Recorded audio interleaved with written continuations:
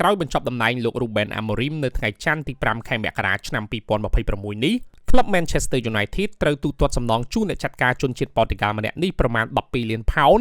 ឬប្រហែល 16 លាន 140,000 ដុល្លារអាមេរិកនេះបើតាមអ្វីដែលភាគីទាំងពីរបានព្រមព្រៀងគ្នានៅពេលដែលលោក Ruben Amorim យល់ព្រមចុះហត្ថលេខាដឹកនាំក្រុមបិសាចក្រហមកាលពីខែវិច្ឆិកាឆ្នាំ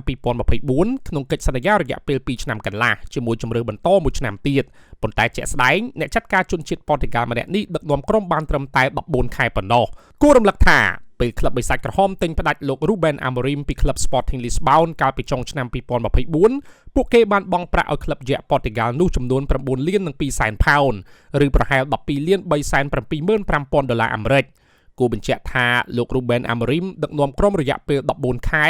បាន 63 ប្រកួតក្នុងនោះលោកឈ្នះបានត្រឹមតែ 25 ប្រកួតប៉ុណ្ណោះហើយស្មើ 15 និងចាញ់ 23បាននិយាយពីនៅ Premier League លោក Ruben Amorim ដឹកនាំក្រុមបាន 47 ប្រកួតប៉ុន្តែលោកអាចរកបានត្រឹមតែ 57 ពិន្ទុប៉ុណ្ណោះដែលស្ថិតិនេះពិតជាទាបបំផុតបើធៀបនឹងអ្នកចាត់ការមុន